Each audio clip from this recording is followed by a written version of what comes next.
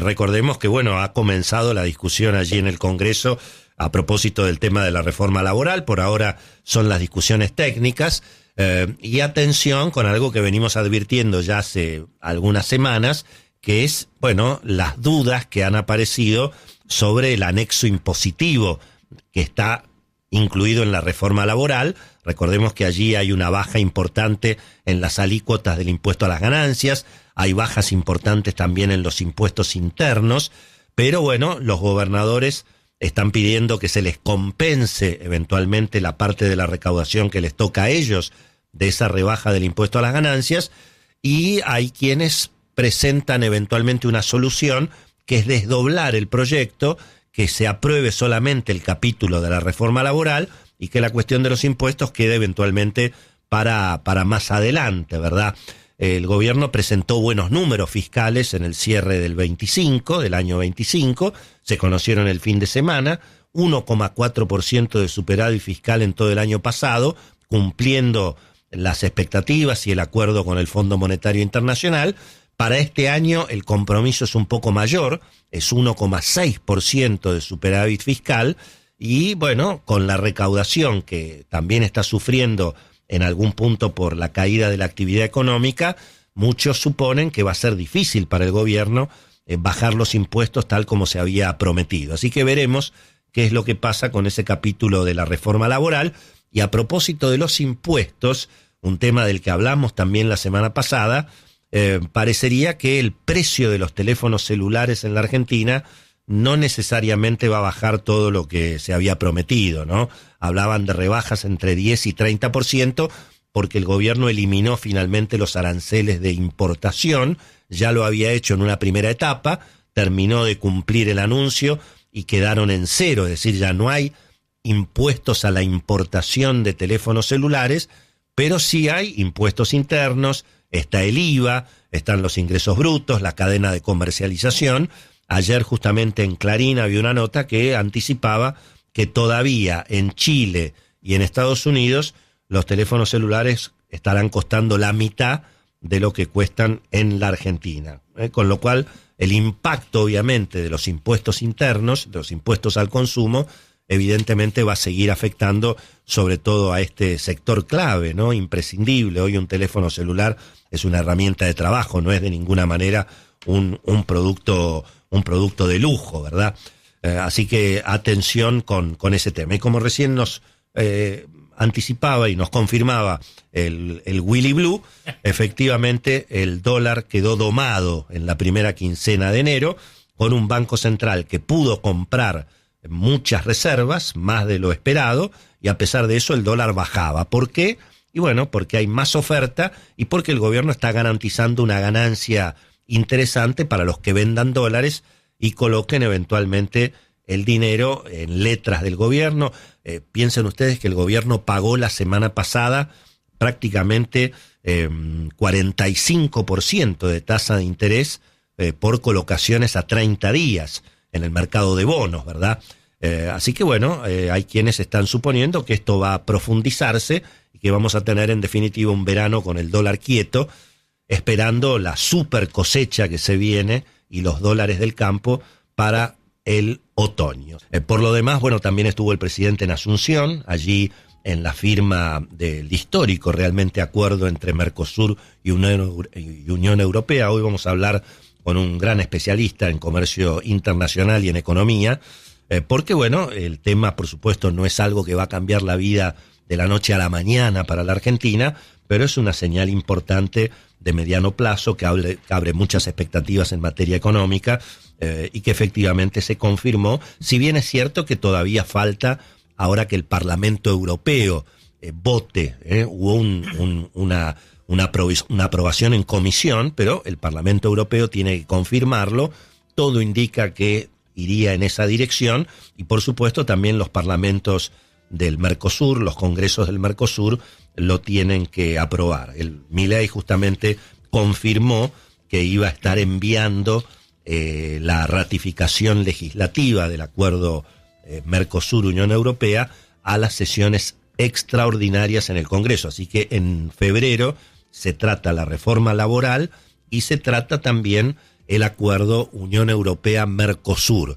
Pasa para marzo, aparentemente, la discusión sobre la reforma del Código Penal. Y a propósito de lo que ocurre en este mundo, empieza hoy la cumbre de Davos, en Suiza, donde va a estar el presidente Milei, donde ya está rumbo allí a este puerto de esquí tan exclusivo, en los Alpes suizos, donde se organiza históricamente el Foro Económico Mundial. Milei va a estar hasta el día jueves. Entiendo que el miércoles, a eso de las 11:30 de la mañana, hora argentina, es el horario en el que va a presentar su alocución, su conferencia, su mensaje, y coincide el mismo día con Donald Trump, que también va a estar allí en la cumbre de Davos. Un Donald Trump, bueno, por supuesto, muy, muy metido en el centro de los conflictos internacionales, ¿verdad? Se agravó, obviamente, la tensión entre Estados Unidos y Europa por la cuestión de Groenlandia. Recordemos que este fin de semana Trump volvió a amenazar a los países europeos con aplicarles 25% de recargo a las importaciones que vengan de Europa hacia Estados Unidos, porque apoyan a Groenlandia y porque apoyan básicamente a Dinamarca.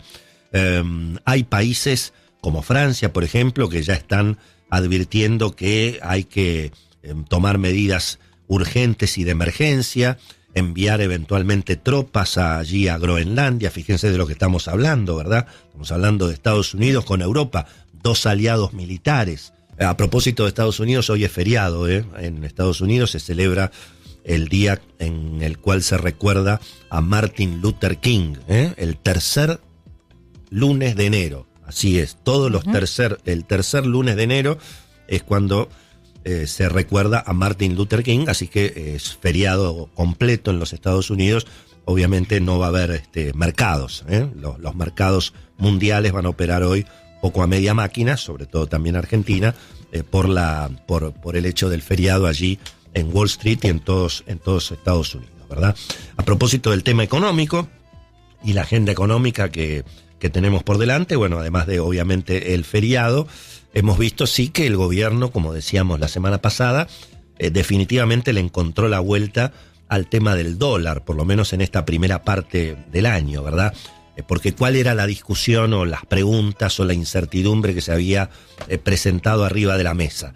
¿Cómo iba a ser el gobierno para comprar dólares, cumplir con ese anuncio y al mismo tiempo mantener el dólar quieto para que no se vaya a la inflación? Especialmente porque además la inflación de diciembre marcó un pico un poquito preocupante, ¿no? 2,8%.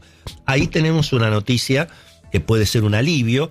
Ayer hablábamos en la edición domingo de Somos Nosotros con Fernando Marul, uno de nuestros asesores financieros de cabecera, aquí en nuestro espacio, y él nos anticipaba que probablemente la inflación de enero sea menor que la de diciembre, porque está bajando el precio de la carne, que en realidad la inflación de diciembre, que fue 2,8%, tuvo 0,6% de aumento de la carne. O sea, si no hubiera aumentado la carne en el mes de diciembre, la inflación hubiera sido 2,2, ¿no?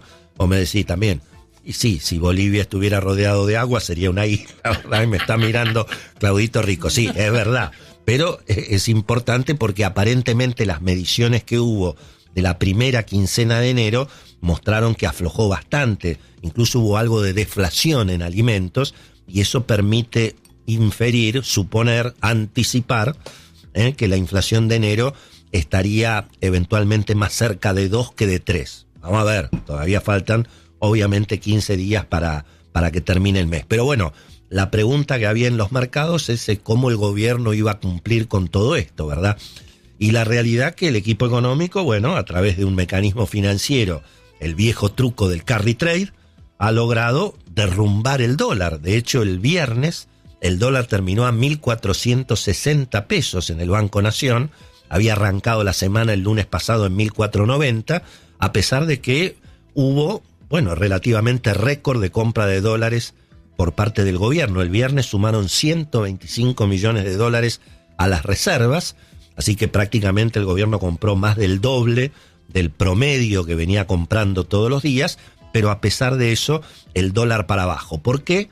Y bueno, porque subieron las tasas de interés, porque el campo está liquidando más dólares de lo que eventualmente se esperaba, porque obviamente hay también dólares de las empresas que estuvieron colocando deuda después del triunfo de Milei en las elecciones de octubre, y bueno, también está aflojando un poquito la demanda, esa fuerte demanda de dólares que veíamos del público, tanto para ahorro, para cubrirse o para turismo, que se dio sobre todo en la época electoral del año pasado, no la estamos viendo ahora. Básicamente se redujo prácticamente a la quinta parte, ¿no? Piensen ustedes que el público compró dólares tipo 6.000, 5.000 millones de dólares en octubre, septiembre del año pasado, y los últimos datos están mostrando 1.000 millones. O sea, se redujo prácticamente 5 veces la demanda de dólares del público, y eso es lo que está mostrando entonces esta tranquilidad, ¿verdad? La contracara es que la actividad económica, bueno, obviamente sigue afectada en muchos sectores. Hay una serie de industrias que están confirmando la reducción de tareas.